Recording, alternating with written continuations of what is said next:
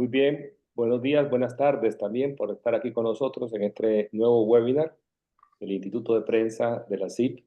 Tenemos con nosotros a un panel que ya Alejandro Alvarado Bremer, el moderador de esta sesión, va a presentar. Damos también la bienvenida a Claudia Batistel del Centro para América Latina y el Caribe de FIU, uno de los copatrocinadores de este webinar.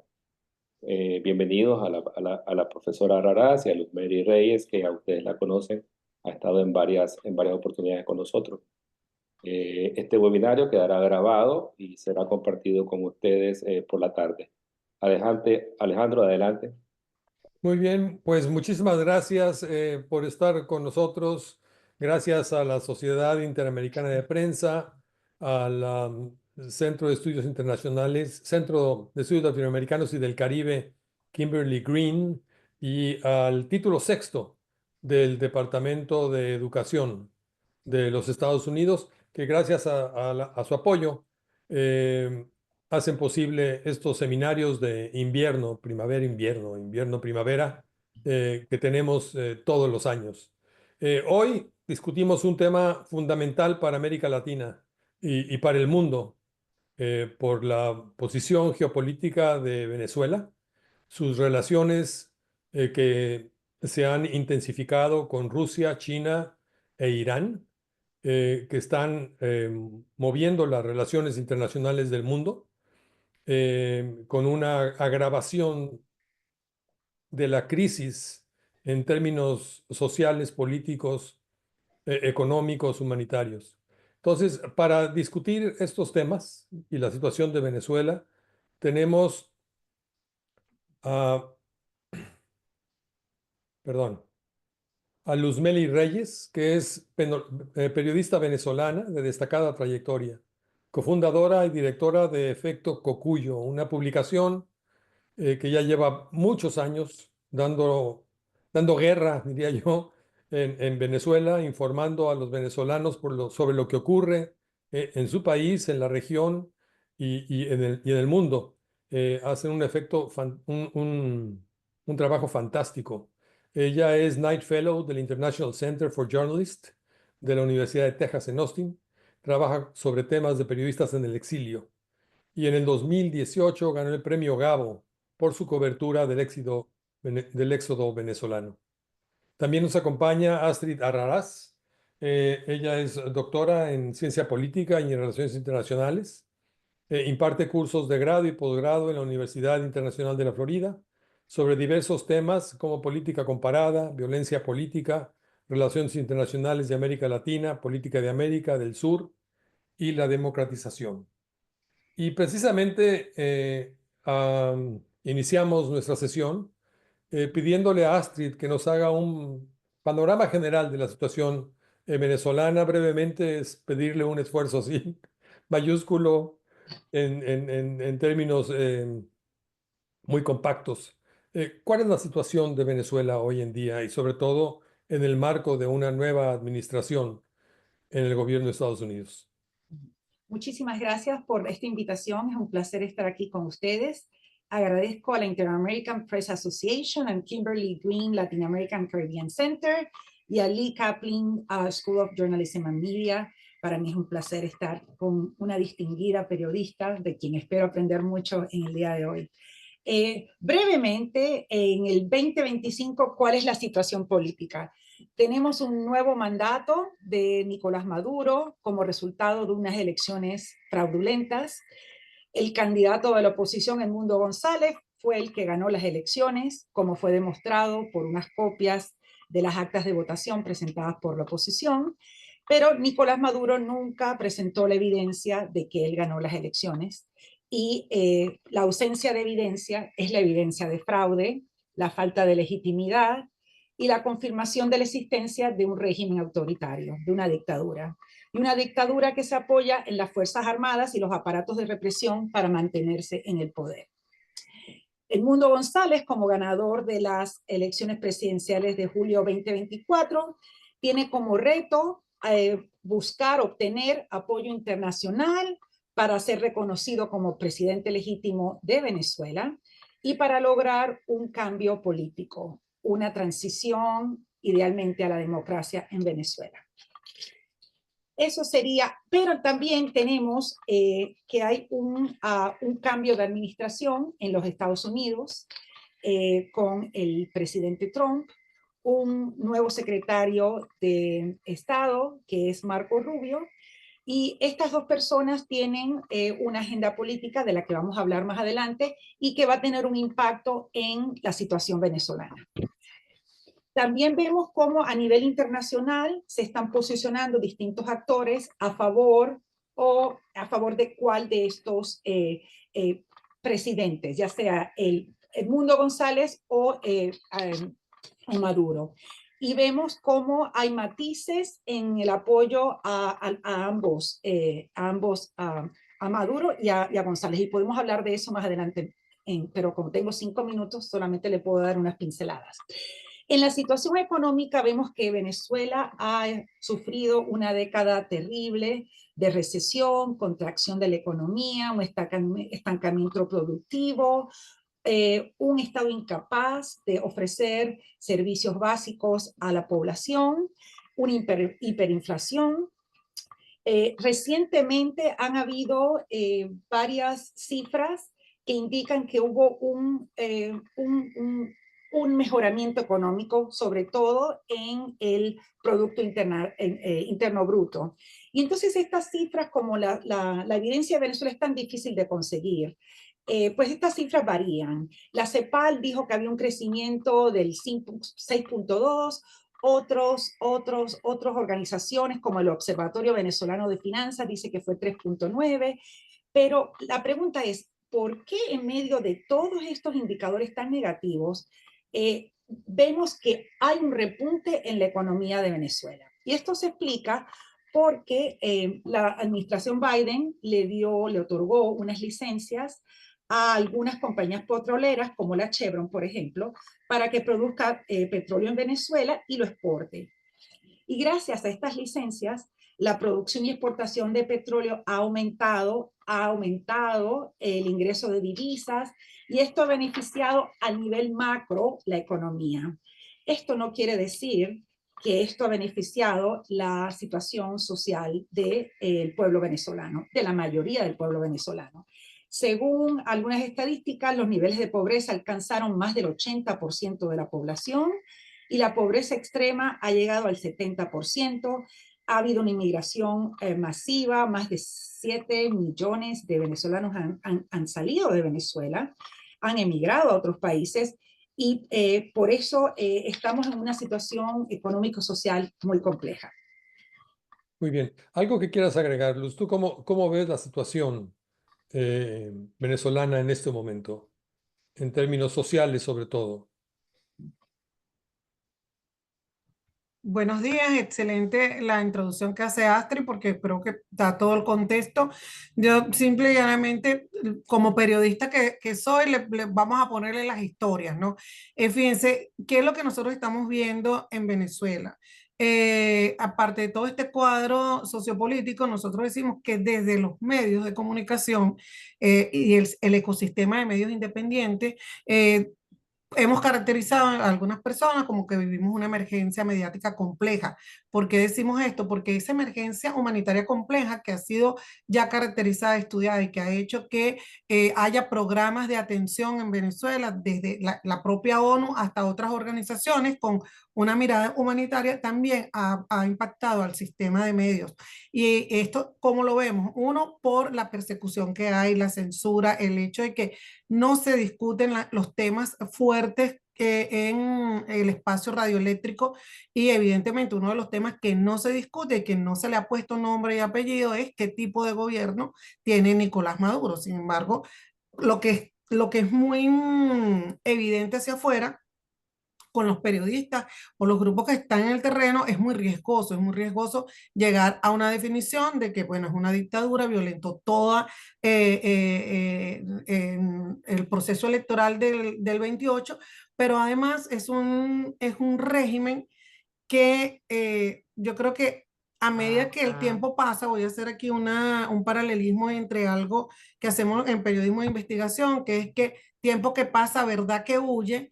Yo creo que tiempo que pasa, democracia que huye en Venezuela, porque lo que estamos viendo es que el gobierno se roba las elecciones, se juramenta Maduro para un tercer mandato sin haber, por supuesto, ni haber ganado la elección y luego de una represión en donde encarcelaron a más de 2.000 personas, una represión brutal, y ahora pues convoca unas elecciones para el próximo abril, unas elecciones de renovación de en gobernadores, alcaldes y la Asamblea Nacional. Es decir, el gobierno está haciendo todo para estabilizar su modelo.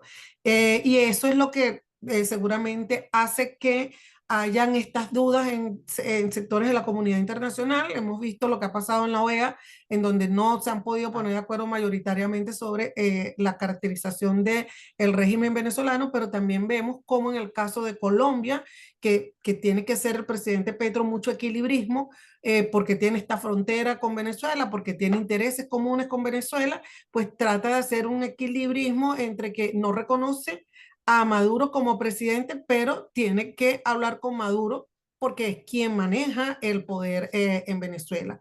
En medio de todo esto está la situación que decía inicialmente con los medios de comunicación, con los periodistas en el terreno y sobre todo con este sistema precario en donde no hay acceso a la información, en donde no solamente hay censura, hay persecución, hay opacidad, también hay autocensura, ya lo hemos visto que también lo hay, y sobre todo está esta sensación de que qué podemos seguir haciendo desde los medios y desde otras organizaciones de sociedad civil para seguir articulando la lucha por la democracia en Venezuela. Cambio fuera. Sí, una pregunta de seguimiento brevemente, ya que hablaste de los medios. ¿Cómo consumen noticias los venezolanos? ¿A través de qué dispositivo? ¿O siguen los medios tradicionales teniendo alguna influencia? ¿Cuál es la manera como se... Y, y paralela a esa pregunta, ¿qué tan activa es la actividad del gobierno en los medios sociales? Bueno, hermosísima esa pregunta. Voy a poner el contexto. Hay un proceso de comunicación política, lo veo así, que esto a ustedes les va a maravillar y seguramente ustedes se les van a tener muchas ideas de investigación, y es cómo se logra dar un proceso de información en Venezuela con la censura que hay en los medios radioeléctricos. Eso se vio claramente en la campaña electoral que terminó con la elección de Edmundo González Urrutia el 28 de julio, una persona a la que nadie prácticamente conocía 2 meses antes de la elección. Entonces allí se están produciendo unos fenómenos de búsqueda de información de la gente a través de mecanismos distintos a los medios tradicionales, es decir, donde se están consumiendo la información, evidentemente en redes sociales. Y eso ha hecho que el gobierno pues prohibiera prácticamente el uso de Twitter o de X, perdón, en estos días, hace 2 o 3 semanas, impusieron una multa a TikTok, una multa millonaria. Además, Maduro ordenó desinstalar el WhatsApp de los teléfonos de la gente, y además también hubo denuncias de personas que fueron detenidas por tener contenidos en su WhatsApp. Es decir, que en la forma como la gente está consumiendo la información tiene que ver mucho con la información digitalizada. Y lo que están haciendo los medios, y en eso nos inscribimos nosotros como Efecto Cocuyo, es algo que hemos aprendido durante todo este tiempo. Se producen los contenidos porque la gente tiene una necesidad de informarse. Esa información no la van a encontrar a través de los medios radioeléctricos que están censurados. Entonces la gente empieza a buscar información y la busca a través de, digamos, este ecosistema digital. Está restringido de cierta manera, pero la gente sigue buscando la información a través de los medios digitales. Y cuando hablo de medios, no me refiero solamente a un medio de comunicación, sino a influenciadores, a personas que son creadores de contenidos, a personas que incluso a líderes de opinión que no necesariamente tienen formación periodística. Sí. Astrid, volviendo al escenario internacional, a todos nos sorprendió la decisión del gobierno de Estados Unidos de eliminar el estatus de TPS de protección temporal que recibían más de 500,000 venezolanos en Estados Unidos.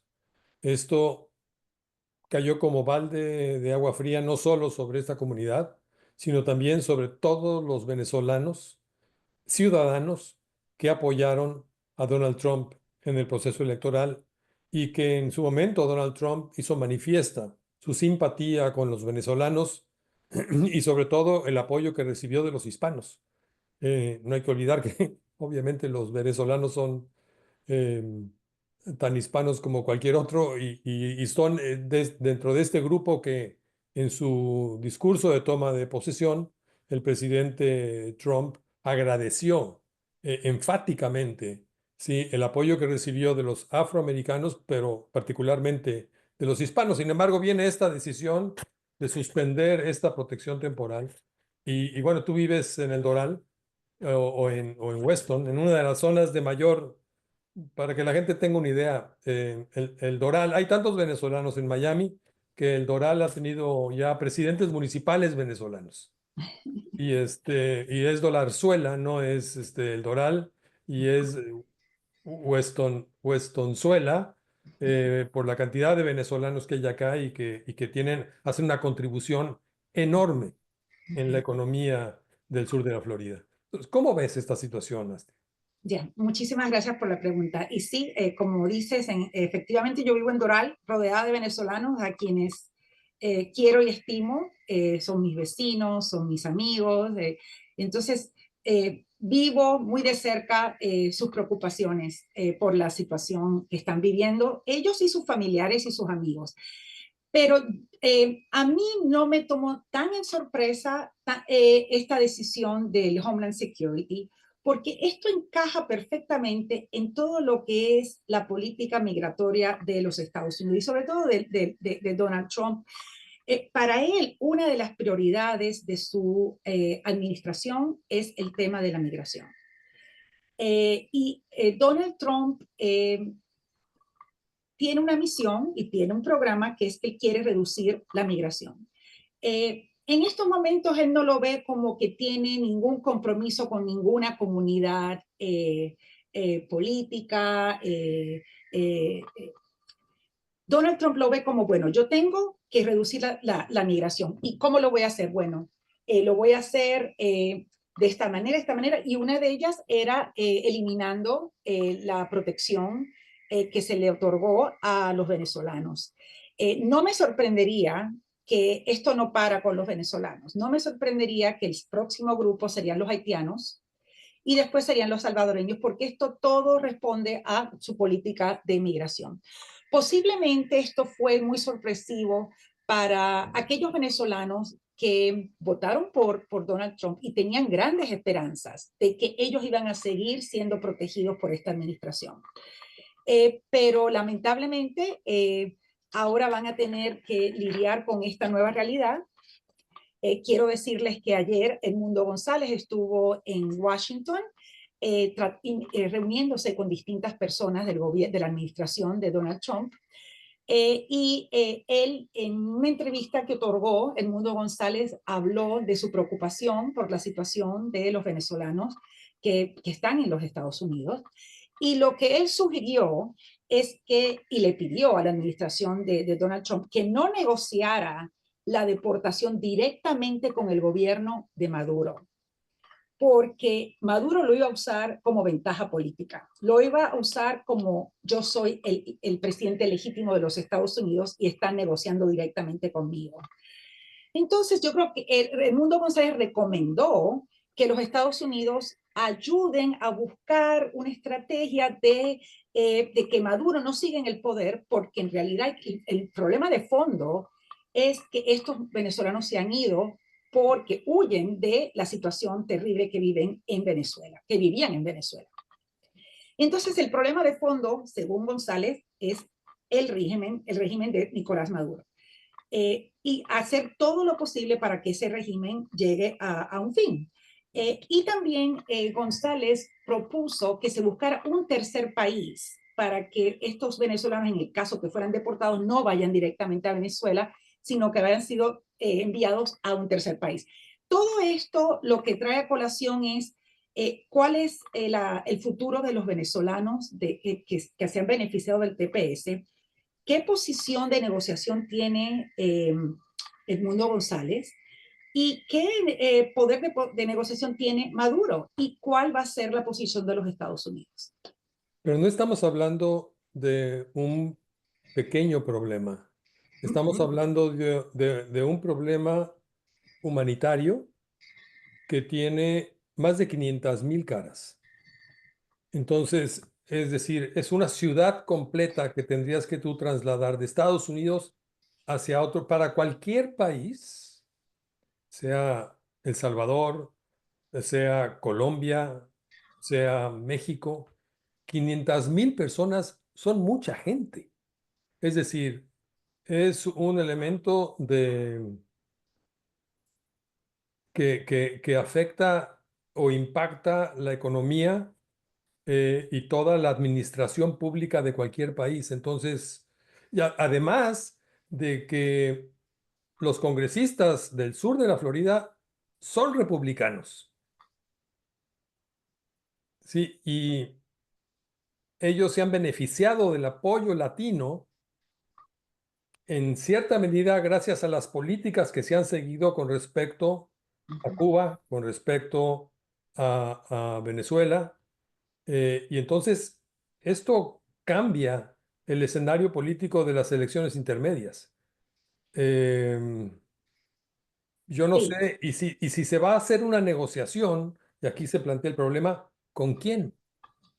Tú dices que con Edmundo González, pero habría que negociar en su momento con Maduro. ¿Es posible una negociación entre, bueno, ya Trump se reunió con el dictador de Corea del Norte, entonces, vamos, ¿es factible una negociación entre estos dos personajes? Bueno, ya han habido conversaciones o negociaciones, si quieren llamar así, entre Richard Granell, que es el designado como el enviado especial para misiones especiales. Él aún no ha tomado una postura pública, pero el día de la posición del presidente Trump, él escribió en X, en la red social, que la diplomacia estaba de vuelta y que habían tenido conversaciones con oficiales del gobierno venezolano. Entonces, esto demuestra que están negociando con Maduro o hablando con Maduro. Y vuelvo al comentario del equilibrismo que hablabas de Colombia. Aquí Donald Trump tiene que hablar con Maduro, tiene que negociar con Maduro, porque Maduro es el que tiene el gobierno ahora en Venezuela y es a donde van a mandar estos venezolanos. Entonces, aquí viene el juego de los actores de cómo se posicionan. ¿Qué posición va a tener Edmundo González? ¿Lo van a tomar en consideración? ¿Lo van a ignorar? ¿O simplemente lo reconocen como presidente legítimo, el que ganó las elecciones, pero a la hora de la verdad hay que deportar los venezolanos y tenemos que negociar con Maduro? Claro, ¿tú cómo lo ves, Luz? Sí. Fíjate, yo creo que también ahí hay que ver unos matices. Justamente ayer se explicaba que la decisión del TPS es una política que obedece a un cuadro, a una situación que ocurre en Venezuela y que esa situación no ha cambiado. Es la vulnerabilidad que tienen los venezolanos no solo por el sistema, sino por condiciones económicas, por lo que hemos hablado de la emergencia humanitaria. Es decir, que esas condiciones no han cambiado. Luego, creo que hay que diferenciar dos cosas. Una es que me parece que es muy peligroso además. Uno es la narrativa que se ha tratado de imponer desde las vocerías del gobierno de Donald Trump en la criminalización de la migración venezolana, haciendo extensivo que haya unos delincuentes a toda la migración. Eso creo que es importantísimo desmontarlo, cuestionarlo y dejar claro que son dos cosas distintas. Evidentemente, en una gran masa de personas que están migrando puede haber, como parece que se ha demostrado, que haya personas que hayan cometido algún tipo de delito. Pues ahí que actúe la ley. La ley actúa como actúa la ley en Estados Unidos. Ahora, creo que lo más fuerte que se ha visto durante estas últimas horas ha sido el drama humano que no solamente, como tú lo decías, Alejandro, son 500,000 personas, tal vez 600,000, todavía esas cifras no quedan realmente tan claras, pero el drama humano que hay, que la gente que se ha cogido el beneficio del TPS ya tiene mucho tiempo en Estados Unidos, por cierto.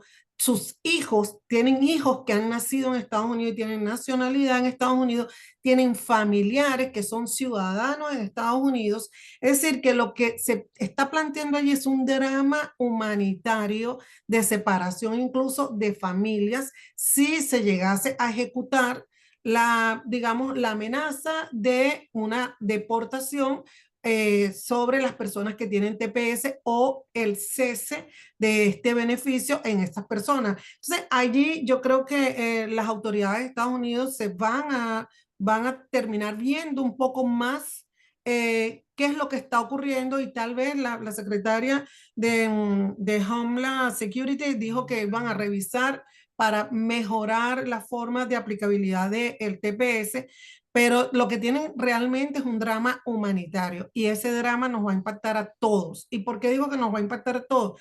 Porque no es un tercer país lo que se necesita. Lo que necesitamos los venezolanos es la posibilidad de volver a nuestro país, no a un tercer país.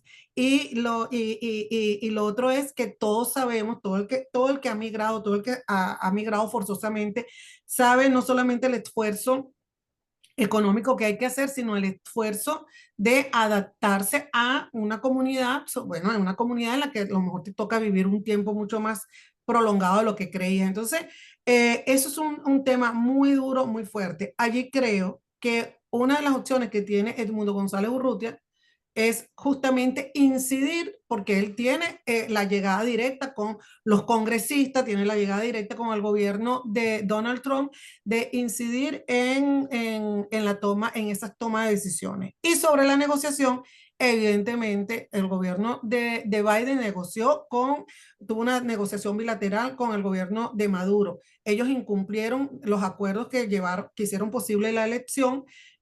Me da la impresión, conociendo el estilo de negociación de Donald Trump, que va a ser distinta esa negociación a como la planteó Biden. Biden dio como incentivo una flexibilización de las sanciones. El presidente Donald Trump, cuando le dijeron a dónde van a enviar a los venezolanos, dijo, bueno, los van a tener que recibir, ¿no?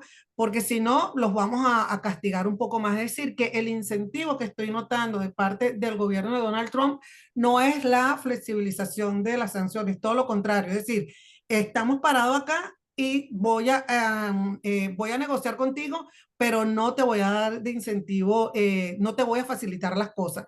Es la impresión que tengo y pues evidentemente por allí seguramente se van a dar esas conversaciones. Astrid. Te agradezco, Luz, que hayas dado este lado humano, que no lo di en mi análisis porque lo di desde un punto de vista realista, como analista político, pero obviamente hay todo un drama humanitario, drama humano, que no sé si está jugando un rol en estos cálculos del presidente Trump. Yo veo al presidente Trump como una persona que es una persona realista, que tiene que hacer una transacción, que tiene que resolver problemas, eh, y no sé cuánto esta situación humanitaria va a entrar en sus cálculos, pero para eso están los congresistas, está Edmundo González, están los ciudadanos venezolanos en la diáspora, para que influyan, llamen a sus congresistas, traten de cambiar la posición del Homeland Security y de la administración Trump. ¿Tú ves un endurecimiento de las sanciones económicas a Venezuela en los próximos meses? Porque ese es el punto. Es decir, ¿qué política va a tomar Estados Unidos para tratar de provocar el cambio en Venezuela? ¿Un aligeramiento de las sanciones o una profundización de las sanciones que incluiría en su momento la retirada de Chevron, que sería catastrófico para la economía venezolana? Sí, yo creo que si la administración Trump es coherente con los planes que tenían y las señales que nos enviaron antes de empezar el año, antes de que Donald Trump tomara posición, lo que veíamos de sus declaraciones, las declaraciones de Marco Rubio, la trayectoria de Marco Rubio, lo que vimos en la primera administración de Donald Trump, yo creo que hay intenciones de poner sanciones. Y eso tendría, ¿y por qué es así? Porque hay toda una política de América primero, nosotros primero, nosotros no, queremos eliminar todos estos aliados de China, los rusos, y obviamente también una intención de cambiar el régimen político de Venezuela, Maduro. Y yo creo sinceramente que van a presionar y que van a implementar unas sanciones a Venezuela. Esto va a tener unas manifestaciones, unas consecuencias catastróficas en Venezuela. Yo creo que esto va a traer la exacerbación, la agravación de la situación económica, política y social. Esto va a traer más migración. Y contradictoriamente, ellos están luchando contra la migración, pero esto va a aumentar la migración, porque muchos venezolanos se van a ir. ¿A dónde se van a ir? No sé, pero se van a querer ir porque la situación va a ser insostenible. Ahora es difícil, va a ser insostenible con la imposición de unas sanciones. ¿Qué resultados pueden tener estas sanciones? Bueno, van a apretar a Venezuela. Venezuela va a tener una situación económica, social y política complicada, pero Venezuela va a buscar a sus aliados. Ayuden a sus aliados como lo ha hecho en el pasado. Va a buscar ayuda con los chinos, los rusos, si tienen suficiente plata, aunque están complicados con lo que está pasando en Ucrania, pero los chinos los van a ayudar, quizás Irán. Entonces, esta política exterior de Estados Unidos quizás no va a cambiar el régimen político, pero va a empujar a Maduro a buscar ayuda a la misma gente que Estados Unidos no quiere que busque ayuda. Entonces es como que tendría resultados contradictorios. Sí, no, en el caso de Venezuela ya Irán es un actor presente en la vida de seguridad, en el ámbito de seguridad, y también está presente en el ámbito económico con inversión iraní en Venezuela.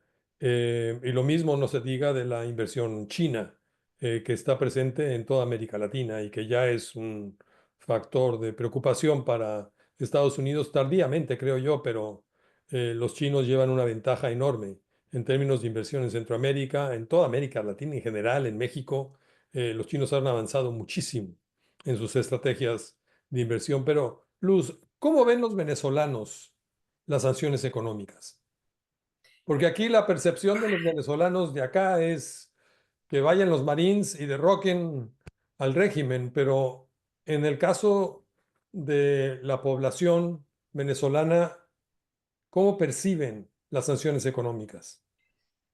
Ahí también creo que hay que hacer una diferenciación entre las sanciones sectoriales que están a la industria petrolera, por ejemplo, y las sanciones individuales por violación de derechos humanos. Un poco esto es un modelo estadounidense. Recordemos que fue Donald Trump el que además impuso las sanciones secundarias y eso generó en su momento, en su primer gobierno, un impacto en Venezuela. Hasta las líneas aéreas dejaron de viajar a Venezuela. Conseguir medicamentos para cada persona era mucho más complicado porque todo esto se volvió muchísimo más caro y todo porque había un sobrecumplimiento de las sanciones. Es decir, o sea, y eso esa decisión se tomó en el Trump 1.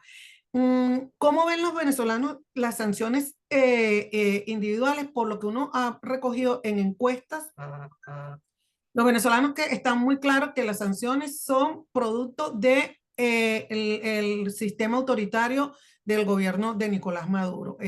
Han tratado de hacer muchísima propaganda, pero eso no ha funcionado. Tan no ha funcionado que el gobierno aprueba una ley reciente, una ley que aprobaron en diciembre, que se llama la Ley Simón Bolívar, en la cual no solamente se sanciona, se castiga a las personas que ellos consideren pueden estar estimulando discursivamente imposición de sanciones, sino que además se plantea que se castiguen con traición como traidores a la patria, y además aprobaron antes de eso una ley de extinción de dominio, es decir, que una persona que sea sometida a esto por sospecha, ni siquiera porque vaya a un proceso y sea juzgado con las normas, puede ser blanco de que le quiten sus bienes. Eso está pasando, ese es el marco que armó el gobierno para limitar la conversación sobre el tema de las sanciones. Y en resumen, también hay como dos grandes bloques, ¿no? En Venezuela realmente está dividido mucho la caracterización del gobierno, pero también la caracterización de la lucha para volver a la democracia. Entonces, están estos dos grupos. Hay un grupo que dice que las sanciones sí han tenido sentido porque eso incluso ha reducido, ha limitado la violación de derechos humanos, porque al haber sanciones contra aquellos que violan derechos humanos, esto inhibe a esos funcionarios o a muchos de esos funcionarios a seguir siendo parte de la burocracia de la represión en el sentido de ejecutar las violaciones de derechos humanos.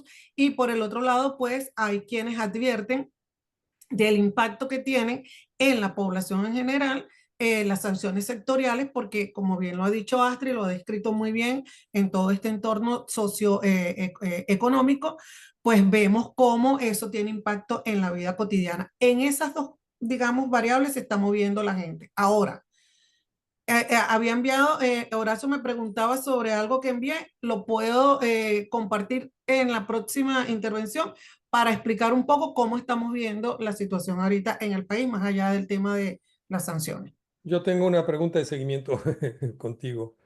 Am, Obviamente, las posibilidades de movilización social en Venezuela están muy limitadas por la efectividad del aparato represivo del Estado. Es decir, las Fuerzas Armadas juegan un papel fundamental y han jugado un papel fundamental en la historia de Venezuela a lo largo de los años. Venezuela nunca, a pesar de que existieron grupos guerrilleros, nunca prosperaron por la efectividad de los militares, del ejército, de anticiparse, reprimir y eliminar todo riesgo a lo que era el concepto de seguridad nacional de entonces y lo que es el concepto de seguridad nacional ahora.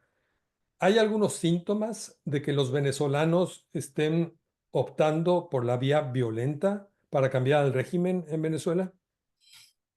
Mira, yo no he detectado esos síntomas de organización. He detectado muchísimo, el descontento sigue vivo, es como el cuento de aquel de Monterroso. Cuando despertó, el descontento estaba allí. El descontento en Venezuela sigue vivito y coleando, como decimos en criollo. Ahora, lo que veo es que todavía no hay una capacidad de organizar lo que se han llamado las burbujas de libertad o las burbujas de resistencia. Dentro de esa burbuja puede haber un escenario de foquismo, tal vez puede haberlo. No, yo no lo veo en este momento así, no solamente por la efectividad de la represión, que la hay, sino porque así como han migrado más de 8 millones de venezolanos. Y esa migración se ha dado en todos los sectores, así como ha migrado también el AMPA, que ya lo hablamos al inicio, también han migrado distintos grupos que estaban en esos distintos sectores en los que pudiese haber, no te digo, no tengo información sobre eso y no lo creo todavía, algún elemento de foquismo que tenga que ver con violencia política organizada. Que puede haber algún episodio de violencia, pues la historia de los últimos 30 años del país ha sido una historia de episodios de violencia política muy fuerte, que creo que además nos han marcado a todos y que todavía no hemos procesado. Pero si lo comparas con lo que pasó, lo que vivió Colombia o lo que vivieron otros países en Centroamérica, pues tengo la impresión de que no hay esas capacidades de lucha armada en Venezuela en este momento. El endurecimiento de las sanciones lo hemos vivido por décadas en el caso cubano, Astrid. Lo que ha venido muchas veces es a fortalecer al régimen, a fortalecer su justificación como tal y a endurecer internamente las sanciones en contra de la sociedad y de su posibilidad de movilización. ¿Tú crees que el endurecimiento de las sanciones sea la vía para provocar un cambio político en Venezuela o que Estados Unidos debería seguir la vía contraria y iniciar un proceso de negociación?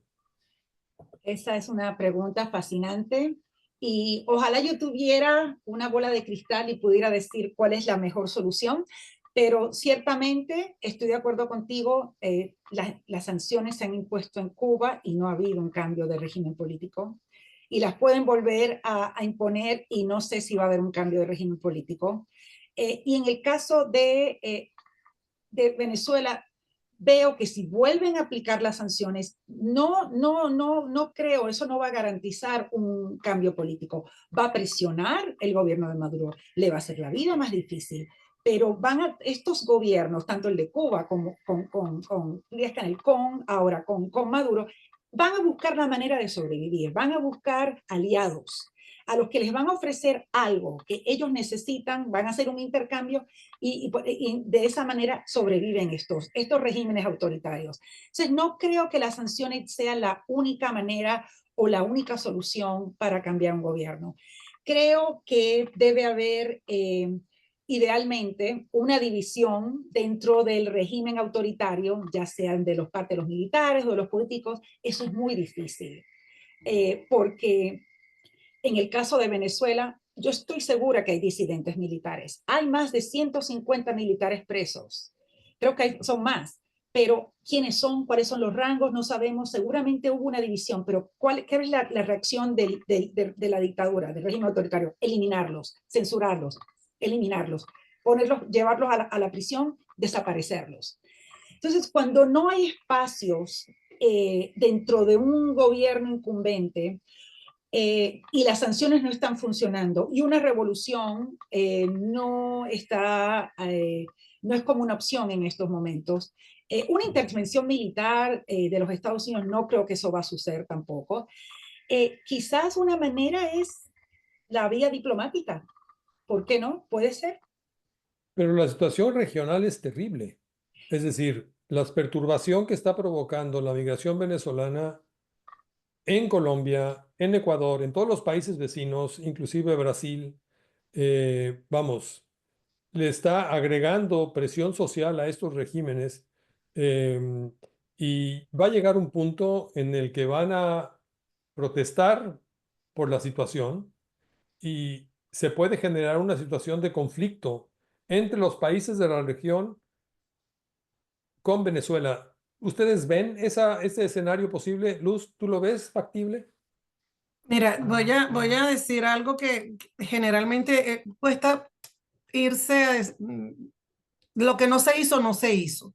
En la Cumbre de las Américas hubo un acuerdo para tener un pacto de migración ordenada y segura en la Cumbre de las Américas de Los Ángeles. Este problema o esta situación con estos flujos en su momento mayoritariamente de venezolanos, pero lo hemos visto también de Colombia, por supuesto de Haití y de otras nacionalidades que no son del continente del continente americano, pues esto ya tiene tiempo ocurriendo. Se había represado un poco con el tema de la pandemia, sin embargo la gente se siguió moviendo y en ningún momento se dio una mirada regional sobre cómo abordar esta movilidad, estos flujos de estos ríos que andan circulando por todo el continente. Entonces, lo que creo yo que le corresponde a los gobiernos, primero es tener una mirada, yo sí creo que hay que tener una mirada humanitaria sobre el impacto que todo esto está teniendo, pero también un poco ver la mirada práctica porque se agotaron los recursos, no hay recursos económicos para la atención, digamos, de la primera emergencia cuando se produce la primera movilización. Luego, no hay una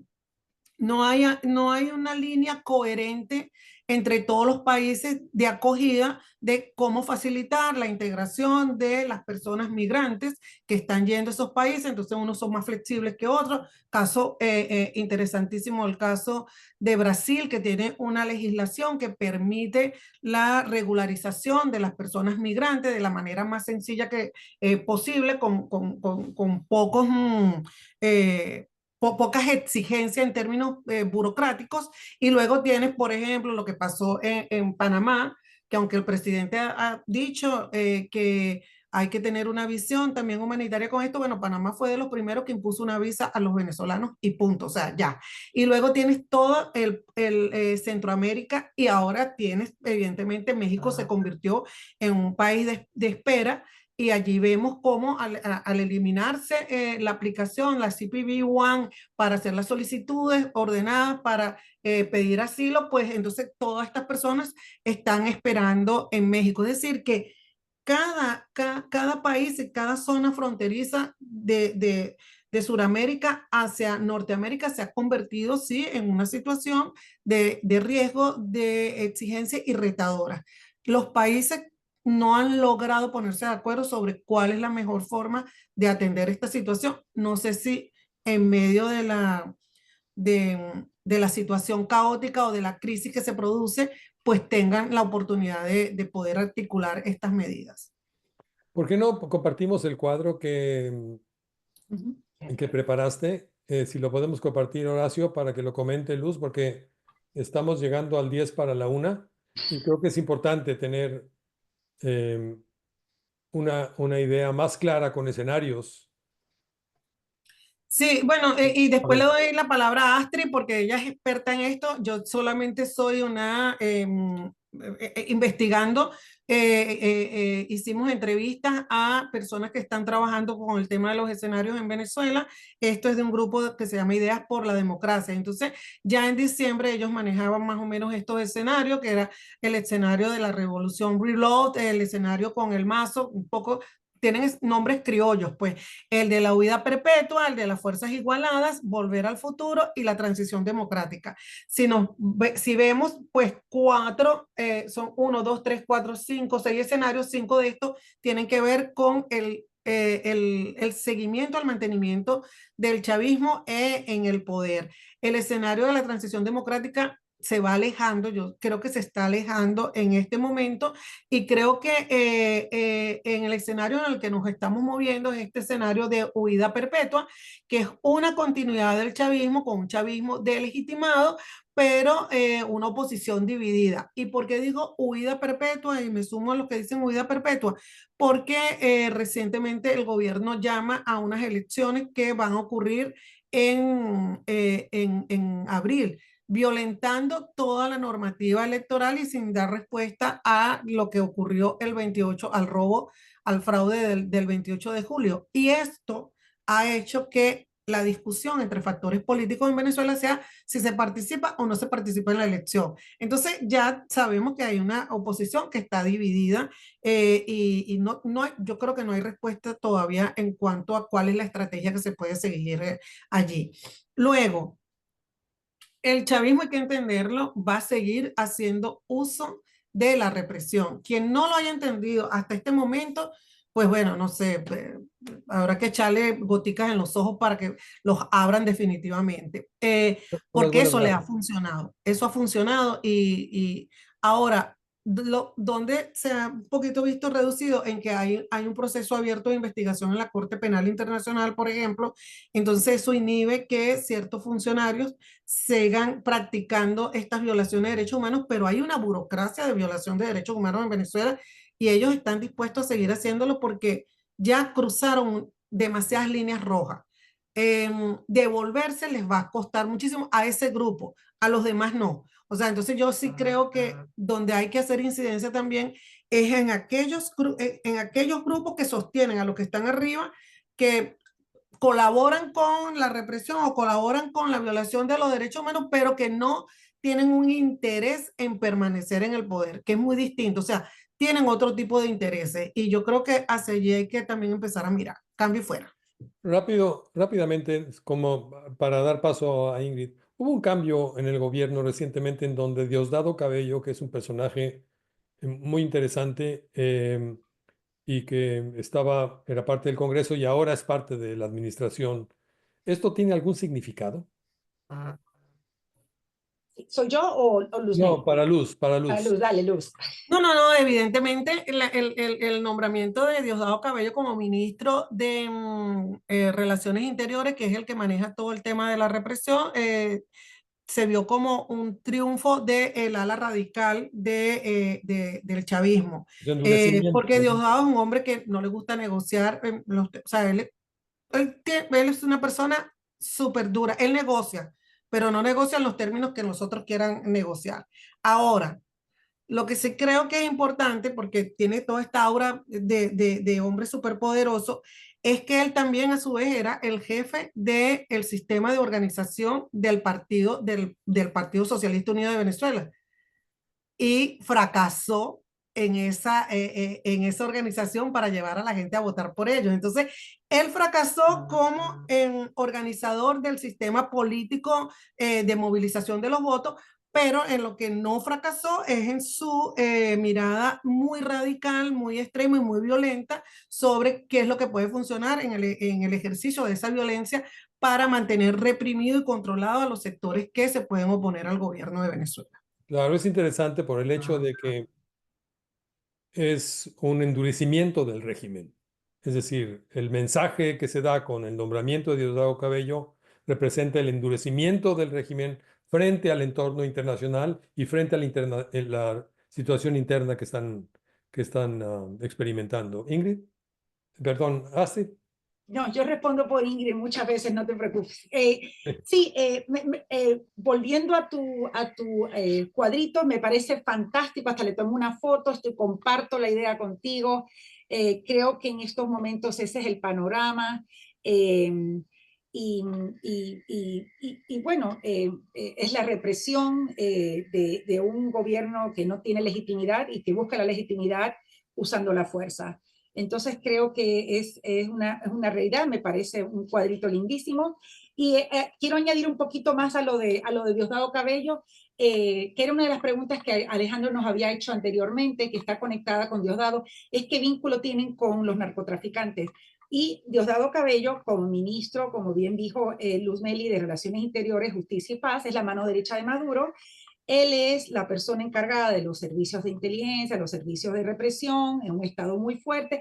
Ellos tienen una alianza también con grupos militares, con exguerrilleros de la FARC, los disidentes, con los helenos y con grupos paramilitares que están protegidos en Venezuela, y todos ellos lo que están haciendo es protegiendo el transporte, el bioconducto de la cocaína producida en Colombia que sale a los Estados Unidos. Entonces, todos estos sectores se benefician económicamente del narcotráfico. Muy bien, estamos ya casi al final. Quisiera recoger algunas de las preguntas que han hecho nuestros participantes. Ed Kennedy, que es estudiante de aquí de Florida International University, él dice, ¿cree que los venezolanos en Miami que votaron por Trump porque creían que lo salvaría del comunismo, se arrepienten ahora de votar por él? Bueno, sí, Astrid es la vecina de los venezolanos en Miami. Yo no tengo vecinos en Miami porque no vivo en Miami, no sabría qué están pensando. La verdad es que no sé, creo que cuando se polarizan estas cosas, pues se tienen visiones muy reducidas sobre o te arrepientes o no te arrepientes. Y, bueno, la gente toma decisiones y para tomar las decisiones lo piensa mucho. Yo no creo que haya ningún tipo de arrepentimiento, o sea, creo que más bien si tomaste una decisión de esa, vas a justificar porque tú sabías que eso fue lo que ofreció el presidente Donald Trump en su campaña. Entonces, no sé cómo lo ve Astrid. Es muy complejo porque por un lado uno ve como venezolanos, ciudadanos o ciudadanos que votaron, pero son familiares, amigos de estos venezolanos que han venido y que han adoptado y que han sido protegidos por el TPS. Yo creo que algunos de esos venezolanos van a estar muy desilusionados con la administración Trump, no veían que Trump iba a tomar esa medida, pensó que era solamente, le iba a quitar, su campaña iba a ser más para los criminales, los que habían cometido actos criminales, miembros del Tren Aragua, pandillas. No pensaron que iba a eliminar una protección a todos los venezolanos, pensaron que eso iba a ser más restringido. Creo que fue así, de esa manera. Algo muy interesante y muy controversial, Alejandro, es que en encuestas políticas conducidas por mis colegas, hemos visto que los mismos hispanos discriminan con los hispanos. Yo no estoy diciendo que los venezolanos son así, pero muchos hispanos han apoyado la política migratoria de Trump. Muchos hispanos, muchos latinos piensan yo he obtenido mi ciudadanía, yo no quiero que vengan otros más. Yo no quiero que vengan. Yo no estoy diciendo que este es el caso de los venezolanos, pero quizás hay algún venezolano que piensa igual, porque Claro. cuando hacen las encuestas sobre los latinos, eso es uno de los comentarios que hacen. Claro, y eso tiene que ver, y no conozco el estudio y no conozco las estadísticas del estudio, pero tiene que ver con la generación. No es lo mismo un elector de primera generación, ¿sí? Que se naturalizó en su proceso de haber llegado a este país, que uno de segunda y uno de tercera generación, ¿no? Es decir, que se identifica aún como hispano, inclusive se puede identificar como venezolano, pero que ya su liga con el país y con eh, sus familiares ya es mucho menor y actúa más como el electorado general, ¿no? No necesariamente con una vinculación étnica, sino más bien ya siguiendo la corriente general. Fabricio Prato hace una pregunta para Luz, creo yo, cualquiera de las dos. Dice, el movimiento Ya Casi Venezuela, liderada por Eric Prince, menciona el uso de mercenarios privados para la desarticulación del régimen de Nicolás Maduro. El presidente electo pregunta, Edmundo González, ¿ve esto como una alternativa para acabar con la dictadura en Venezuela? Yo creo que había que preguntarle, ¿no? Pero bueno, Luz, esto tiene que ver con la pregunta que yo te decía a la mitad de nuestro seminario, si la vía violenta era una alternativa para Venezuela. Mira, yo creo que eso del señor Prince es una gran estafa. Perdóneme que sea tan directa con esto, porque además, pues, es un mercenario. Entonces, yo sí creo que hay que ser muy cuidadoso. Entiendo la cerrazón que hay, entiendo que hay gente que está decepcionada, entiendo, pero cuando somos demócratas, los mecanismos, las luchas y las herramientas que utilizamos son las herramientas de la democracia. Si alguien cree que hay una salida de esta naturaleza y tiene la fuerza, bueno, la fuerza siempre ha resultado cuando se sabe ejecutar. Yo ni siquiera hago una valoración pacifista sobre esto, pero sí realista en cuanto a ese uso de la fuerza. Y me parece que con la información que manejo o que manejamos periodísticamente, es una posibilidad poco realista con la información que se maneja. Si algo cambia, eso es otra cosa, pero y sí creo, y lo digo claramente, sí creo que es una estafa que tiene que ver un poco con esas expectativas de cambio que pueden tener algunas personas, algunos grupos que sienten que usando las herramientas de la democracia, pues no se va a poder lograr un cambio en Venezuela.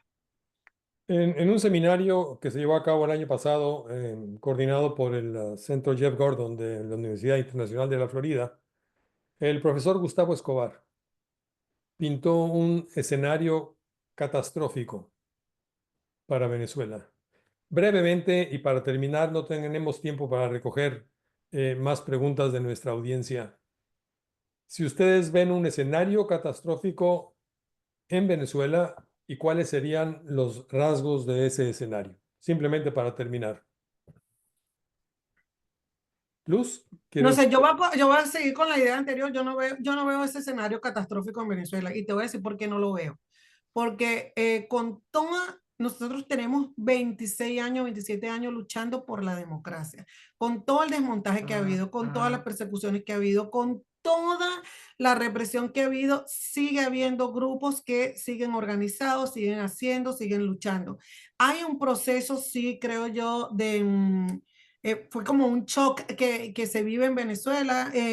Y hay como un reacomodo de las estrategias que podemos tener los demócratas para seguir teniendo incidencia, seguir denunciando y seguir haciendo lo que cada quien hace en su área. En el caso de nosotros, periodismo dentro de Venezuela, cubriendo las cosas que pasan en Venezuela. Entonces, yo la verdad no es porque tenga un sesgo optimista, no tengo, no creo que haya un escenario catastrófico. La catástrofe ya la estamos viviendo, que es un gobierno que se robó las elecciones, un gobierno que no es demócrata, un gobierno que reprime, un gobierno que además estimula la salida de los venezolanos y además es un gobierno que no satisface las necesidades básicas de los ciudadanos en términos de salud, educación, mejoras en su vida cotidiana. Es decir, la catástrofe ya la estamos viviendo. Pero sí creo que hay capacidades todavía instaladas en Venezuela para evitar el empeoramiento de las condiciones. Y eso va a pasar, lo decía Astrid, por generar unos espacios de conversación y de negociación. Nos va a tocar, en todos los sectores va a tocar que haya ese tipo de conversación y de negociación. ¿De qué manera se va a dar? Bueno, esa es otra cosa, ya habrá gente que conoce, muy conocedora de esta área, pero también creo que ahí sí hay este sesgo de esta relación que tenemos muchos venezolanos con el país, el amor que tenemos por nuestro país, nos hace seguir, a los que somos demócratas, seguir haciendo por Venezuela todo lo que pueda estar en nuestras manos para lograr la restitución de la democracia en el país. Muchas gracias, Luzmeli. Astrid. En unos minutitos, Luzmeli, estoy totalmente de acuerdo contigo. Creo que todavía hay espacios, hay luchas a nivel nacional. Creo que todavía hay espacios que los venezolanos pueden utilizar. Sé que hay muchas restricciones, mucho control, mucha represión, pero todavía hay espacios políticos, hay espacios sociales que la oposición puede utilizar. Y obviamente la diplomacia, ya sea con ayuda de actores internacionales, es sumamente importante, pero estoy de acuerdo contigo. La lucha es larga, este régimen político no va a cambiar de la noche a la mañana. Es un reto para las fuerzas democráticas, pero creo que hay que aprovechar todos los espacios. Muchas gracias. Bueno, pues estamos muy pendientes de lo que ocurra en Venezuela en los próximos meses y esperamos que en un momento dado la democracia regrese a ese país. Queremos agradecerles la participación que han tenido a todos en este webinario que ha sido realizado gracias a la Sociedad Interamericana de Prensa, al Centro de Estudios Latinoamericanos y del Caribe, Kimberly Green, a la Escuela de Periodismo Lee Kaplan y al título 6º del Departamento de Educación de Estados Unidos. Así que muchísimas gracias y hasta la próxima. Muchas gracias. Muchísimas gracias. Un placer, Luzmeli. Igualmente, Astrid, un gusto conocerla. Y gracias, Claudia, Luzmeli. Alejandro. Gracias. Un gusto verte otra vez. Acá. Chao, un gusto. Chao. Muchas gracias por la invitación. Un placer. Gracias. Aprendí muchísimo hoy. Tomé muchas notas. Oye, ¿y no puedes compartir ese cuadro? ¿O está disponible? Sí, yo se lo mandé a Horacio, el sí, mío. Sí, Horacio. Sí, el tuyo. El Sí, tuyo. sí. Y eso lo hizo la gente de Ideas por la Democracia, que tiene un grupo de varios, o sea, reúne a varias personas. Entonces, por eso que clarificaba que ese no es un ejercicio que hice yo, ese es un ejercicio que hizo una gente que, como nosotros estamos entrevistando, me pareció que era importante. Muy bien. Ahí lo tiene sí, Horacio, y yo te lo puedo mandar y te mando los contactos que quieras para Astrid y a Claudia, yo se los envío por igual. No hay problema. Perfecto. Muchísimas Muchas gracias. gracias. Entonces muchísimas gracias a todos y de verdad yo también aprendí mucho, Astrid. Sí, Gracias. Un placer. Y bueno, creo que tuvimos una buena audiencia. Las Sí, preguntas todavía fueron hay gente buenas. acá. Yo leí los comentarios estuvieron buenísimos. Sí, lo es. Gracias a todos los que Gracias. todavía hay gente conectada, así que bueno, saludos. Bye. Bye.